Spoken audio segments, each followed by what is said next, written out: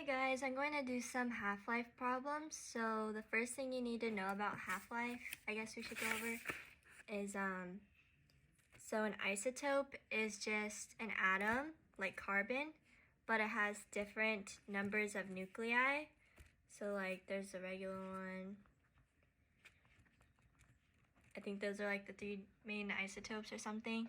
And some of them are radioactive, which means the nuclei will decay and the atoms will decay into daughter atoms. So like,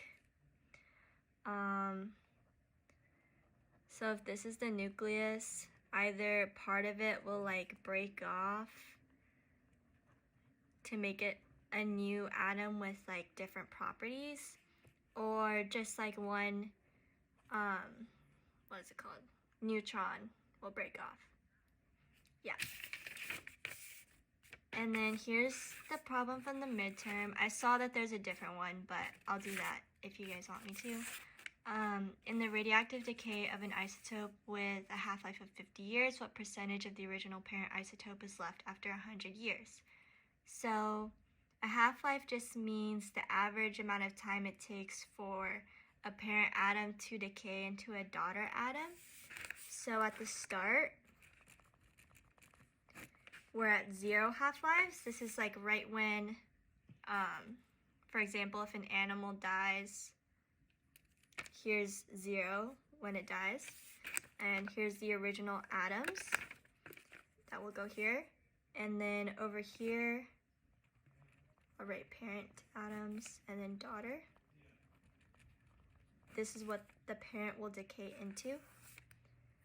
So since it doesn't give us a starting amount or an ending amount, I just would use a number like 100, just because it's easy to calculate and it works with percent really well. So at the start, we have 100 parent isotopes and 0 daughter isotopes. After 1 half-life, or as it says in the problem, 50 years, we'll get half of the parent turns into daughter. So divide the parent by 2, and you get 50. 50, sorry. So then you just add 50 to the daughter that was here, and you have 50 parent and 50 daughter. After 2 half-lives, so this will be 100 years by now, you divide by 2 again to get 25, add 75 daughter.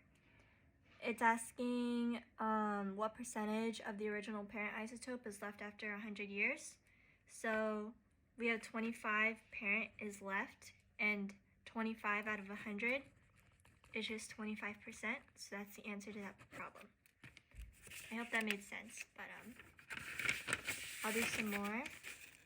The half-life of potassium-40 is 1.3 billion years. After 3.9 billion years, what percentage of the original amount of potassium-40 is left? So first we need to see how many half-lives that is. So we know the half-life is 1.3 billion years. We divide 3.9 billion by that, and we get 3 half-lives. What percentage? Okay, so I'll just start with 100 again. For the parents, 0, daughter, 100, 0, divide by 2. After 1 half-life, you get 50 here, 25, 75, divide by 2 again, 12.5. I'm gonna use a calculator just because I don't want. So after 3 half-lives, there's 12.5%. Let me make sure that's right. Okay, yeah, that was the right answer. I'm going to do this one just because it's a little bit different from those other ones. So this one just gives bullet points with information. So first we have that a fossil snail was found. It has 100 atoms of carbon-14 and 1,500 atoms of nitrogen-14. Assume at the time of death the shell had no nitrogen-14 atoms. Half-life of carbon-14 equals 5,000 years. When did the snail die? So for this one, we have the finished, or like the end product. Oh, you can't even see the full product. But we have the end product. So before we would start from the beginning of like when the animal died, but this time we're finding the fossil, so we're going to have to work backwards. So I will write parent, atoms, and daughter again. So since we know that at the beginning there were no nitrogen-14, that means those are the daughter isotopes. So we will take our given information of 100 atoms carbon-14, we'll put that here, and then 1,500 of nitrogen-14. I'll label it. So we're going to work backwards, which means we do the opposite. So we're going to multiply by 200, and we are going to subtract 1,500. We're going to subtract 100 from 1,500. Like that.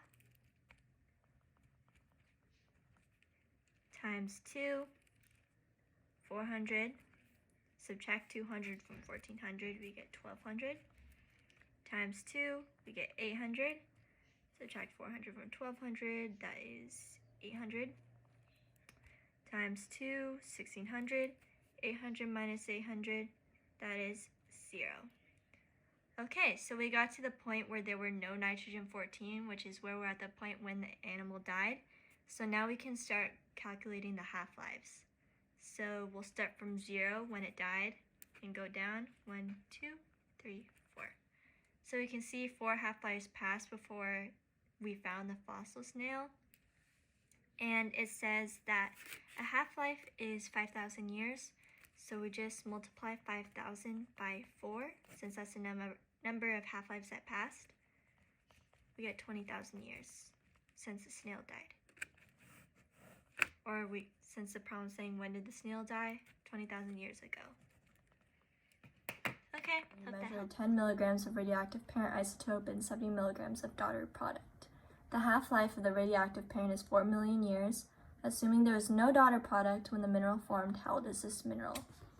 So we're going to work backwards again. We have parent, daughter.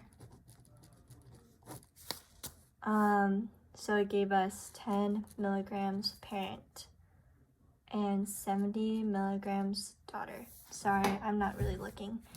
Okay.